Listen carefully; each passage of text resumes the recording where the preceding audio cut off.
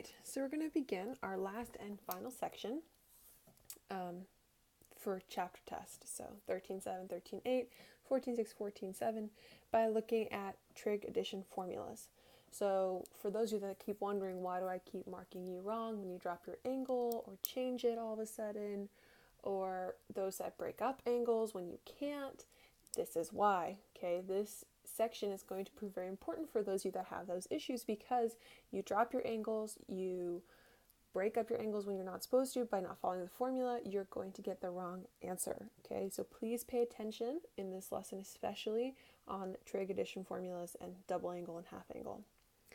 So our addition formulas are listed below. We've got for when sine of alpha plus beta, where alpha and beta are angles and alpha plus beta is an angle, okay? Then it's going to be sine of alpha times cosine beta plus cosine alpha times sine beta. And then when it's sine of alpha minus beta, it's sine alpha cosine beta minus cosine alpha sine beta. Okay? For cosine of alpha plus beta, it'll be cosine alpha cosine beta minus sine alpha sine beta. And for cosine alpha minus beta, it'll be cosine alpha cosine beta plus sine alpha sine beta. Alright, so this is what we're basically going to be using for the first good portion of this video. So number 2, it says sine of 15 degrees, and we want to find this. So no, you cannot use your calculator for this. Instead, you need to use standard angles to use one of these formulas above. So first and foremost, I noticed that 45 minus 30 is equal to 15. This is important because I can rewrite our angle as sine of 45 minus 30, since that's equal to 15 degrees. Doing that, I now have my sine alpha minus beta formula from the beginning. So this will be sine of 45 cosine of 30 minus cosine of 45 sine of 30. 45 and 30 are both in the unit circle, so I know that sine of 45 is square root 2 over 2, cosine of 30 is square root 3 over 2, cosine of 45 is square root 2 over 2, sine of 30 is 1/2. Multiply, we get square root of 6 over 4 minus square root of 2 over 4. No need to get a common denominator because they both have the same denominator, so this is just square root 6 minus square root 2 over 4. Let's look at another one. We have cosine of 285. Again, try to think of standard angles. So we could subtract 45, we could subtract 60, we could subtract 30, you name it, okay? So I notice that if I have 285 and I subtract 60 from it, I get 225. This is a standard angle, and 60 is a standard angle. So I'm going to use those two. So I'm going to transform 285 to be 225 plus 60. So this will be cosine of 225 plus 60. This follows the formula that was set third to last. So this will be cosine of 225 cosine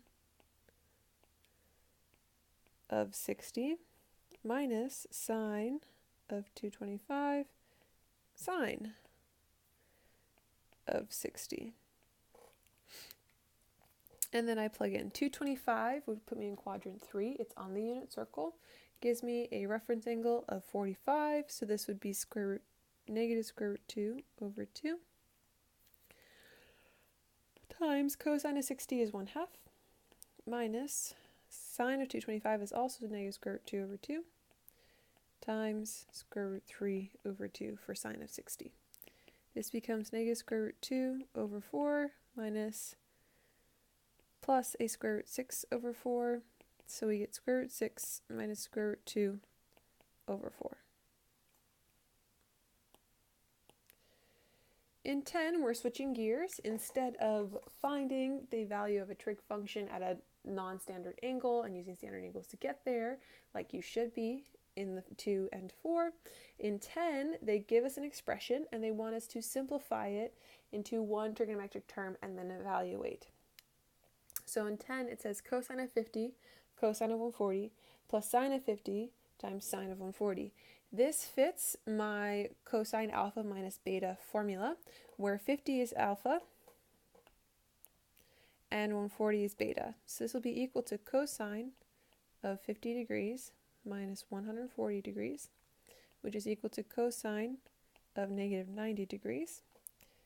That means I'm moving in the negative direction. This first quadrantal is negative 90, so this is going to be 0 for cosine.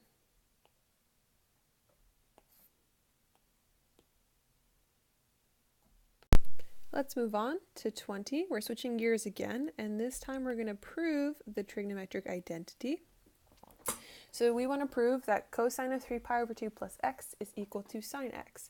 So we're going to be using the identities that we just reviewed on the first slide. So I'm going to start off with my left-hand side, because that's the more complicated side. And I'm going to split it up using our addition formula. So we get cosine of 3 pi over 2, cosine of x minus sine 3 pi over 2, sine of x. Cosine of 3 pi over 2 is 0 times cosine x minus sine of 3 pi over 2 is negative 1 times sine of x. This becomes sine x, which is the right-hand side. So I am done. Now we look at 24. 24 says sine of x plus y times cosine of y minus cosine of x plus y times sine of y. We're no longer proving here. Instead, we're switching again into simplifying into one single term. Okay, so I'm going to start off by breaking up using my addition formulas. So sine of x plus y will now become sine of x cosine of y plus cosine of x sine of y times cosine y minus cosine of x plus y will now become cosine of x cosine of y minus sine of x sine of y times sine y. I'm then going to distribute, so I get sine of x cosine squared y plus cosine x sine y cosine y minus cosine x sine y cosine y plus sine x sine squared y. The cosine x sine y cosine y's cancel out, and I'm left with sine x cosine squared y plus sine x sine squared y. They both have a sine x in common, so I'm going to factor that out. I get cosine squared y plus sine squared y. Cosine squared y plus sine squared y, the angles are the same. Okay, and this is going to be important during this lesson. If the angles aren't the same, you cannot start using identities. And since my angles are the same, namely y, I can use the Pythagorean identity to set it equal to 1. So this will just be sine x.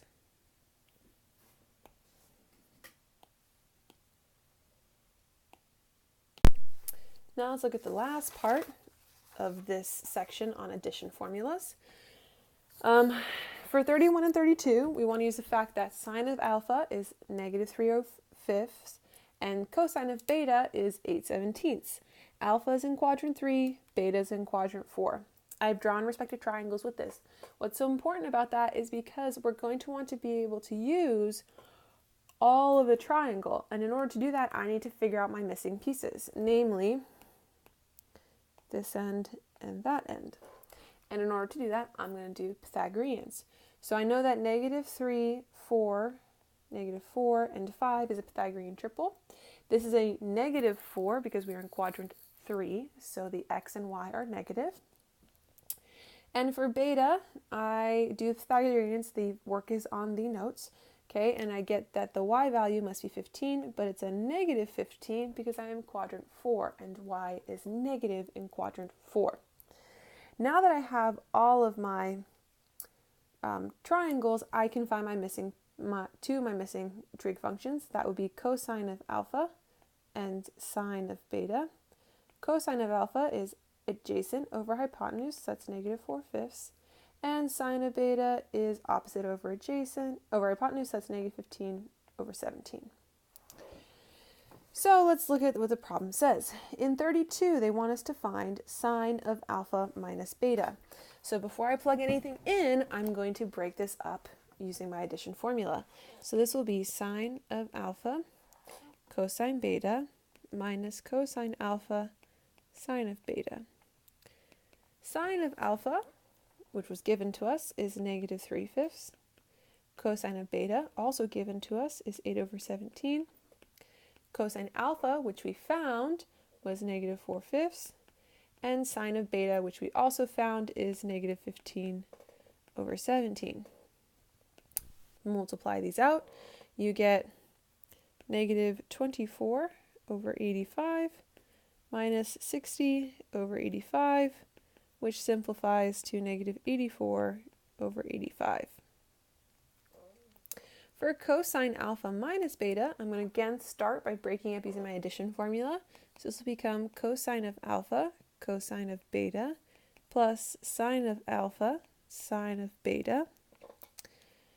Cosine of alpha we found to be negative 4/5. Cosine of beta was given to us, it's 8 over 17. Sine of alpha was given, that's negative 3/5, and sine of beta we found was negative 15 over 17.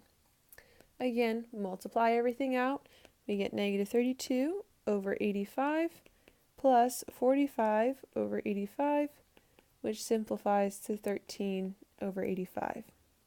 And that's our answer. For C, we want to find the quadrant of alpha minus beta, so the angle that alpha minus beta represents. Now, we don't really know much about it. We don't know what measure it is, none of that stuff. But we do know that sine of alpha minus beta is equal to negative 84 over 85, which is less than 0. Okay, and remember, sine is less than 0 in quadrant 3 and quadrant 4, so we've narrowed it down to 2. And then we also know that cosine alpha minus beta is positive because it's 13 over 85, which is greater than 0, which only happens in quadrant 1 and quadrant 4. The overlap is in quadrant 4 between the two. Therefore, alpha minus beta must be in quadrant 4.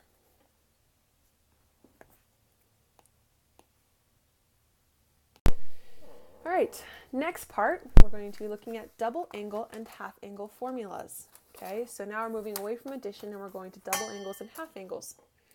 So double angle, we have sine of 2 alpha is equal to 2 sine alpha cosine alpha.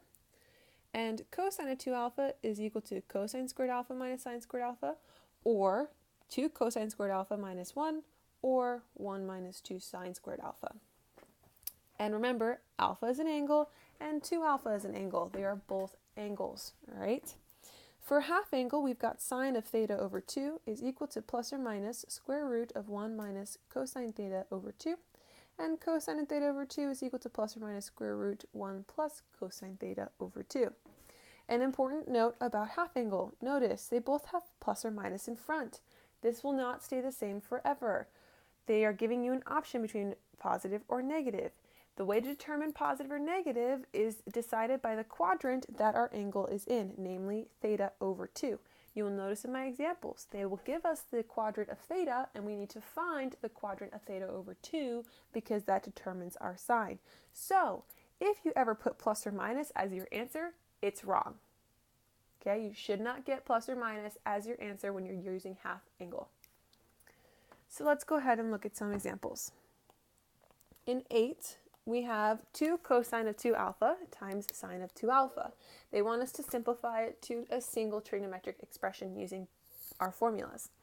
So this formula this expression fits my double angle formula for sine, so I'm going to replace this with sine of 2 times my angle, which is 2 alpha, which then is just sine of 4 alpha.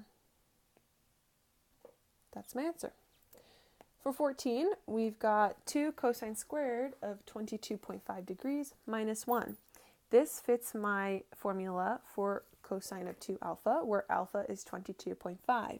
So I'm going to replace this with cosine of 2 times 22.5 degrees. So this is cosine of 45 degrees. In 14, they would like us to evaluate. So cosine of 45 is equal to square root 2 over 2. And that's our answer.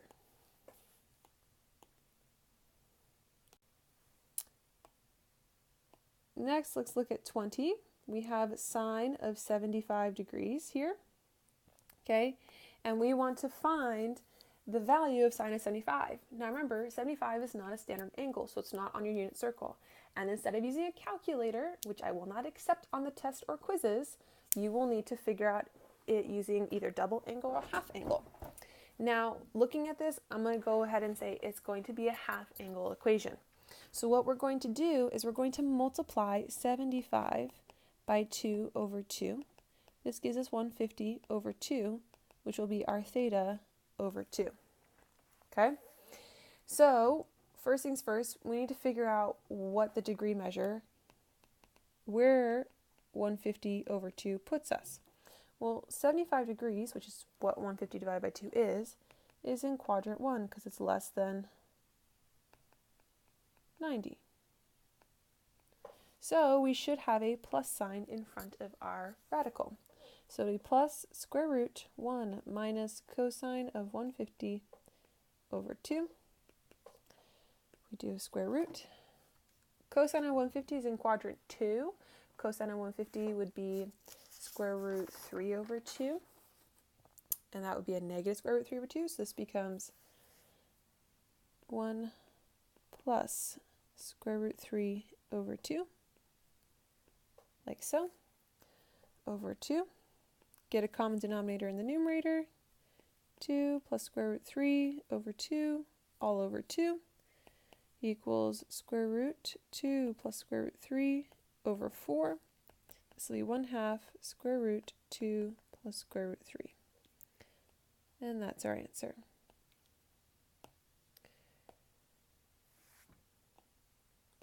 Next, we're going to look at 30 and 32. So for 29 through 32, we are given the fact that alpha is between 180 and 360, and that cosine of alpha is equal to 8 over 17. Well, if our cosine is positive, that means we must be in quadrant 4. So I'm going to draw my triangle like I'm in quadrant 4. I have 8 and 17, which means that my y value is negative 15. Okay, and before I can really use anything, one slight thing I need to make sure I know is where is alpha over 2.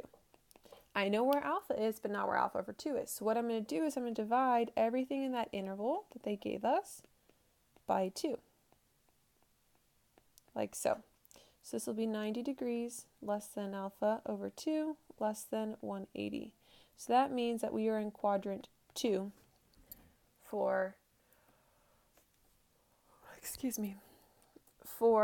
alpha over 2. Okay? So, knowing this, I'm then going to start looking at 30 and 32.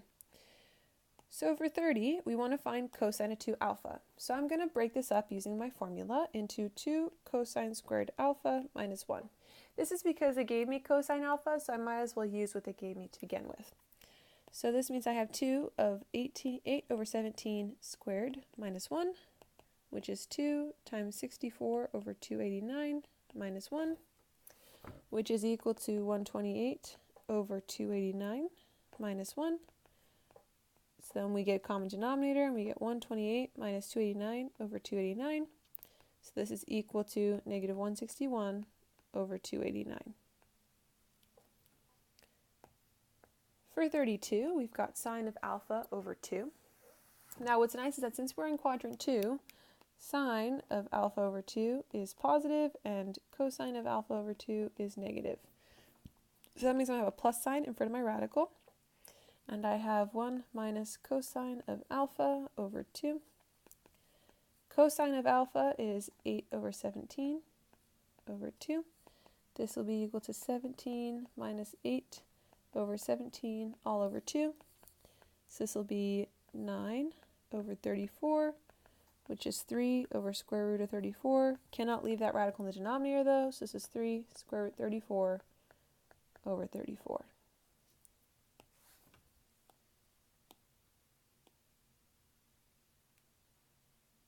Lastly, we're going to look at 36 and 38. For 36, we are proving again.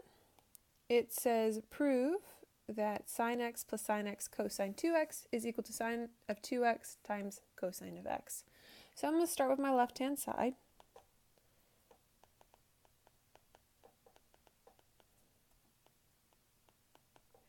Okay, and first thing I'm going to do is transform the cosine 2x using double angle formula. The one I picked was 2 cosine squared x minus 1. The reason why I picked this is because when I distribute that sine x through, I'm going to be able to cancel them out eventually, as you'll see very quickly. So I get sine x plus 2 sine x cosine squared x minus sine x. This means I can now cancel my sine x's, and I'm left with 2 sine x cosine squared x. In order to be able to use double angle for sine, I need to get 2 sine x cosine x, so I'm going to break up the cosine squared to be 2 sine x cosine x as an entity, and then cosine x on the outside. This now means I have the perfect, exactly what I have for my sine of 2x, so this will be sine of 2 times my angle, which is x, times cosine x. So this will be sine of 2x cosine x. This is my left-hand side, so I'm done. Now let's look at 38.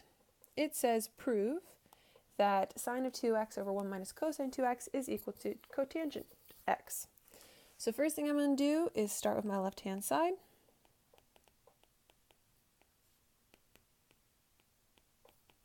And I'm going to change everything into, I'm going to use double angle to transform every single one. So sine of 2x will now become 2 of sine x cosine x. And cosine 2x, I'm going to pick 1 minus 2 sine squared x, so I can cancel out the signs and leave a cosine in the numerator. So 1 minus, parentheses, 1 minus 2 sine squared x. Now you're probably thinking, well, how am I supposed to know when to use that? Well, if you look at what's on the right side, we need cotangent, and cotangent's cosine on the top. So I want to leave that cosine in the numerator if I can. So then I get 2 sine x cosine x over 1 minus 1 plus 2 sine squared x. This is 2 sine x cosine x over 2 sine squared x. I'm multiplying in the numerator and denominator so I can cancel. For those of you that have been not listening and betraying that rule, betraying is kind of a harsh word, but who have been not following the rule of it has to be multiplication or division to cross cancel, you need to make sure you stop doing that, okay? Because I'm going to keep marking you wrong. So these 2's cancel, and one of my signs in my denominator cancels out the sign in the numerator. I'm left with cosine x over sine x, which is equal to cotangent x, and I can do that because the angles are the same. This is my right-hand side, so I'm done.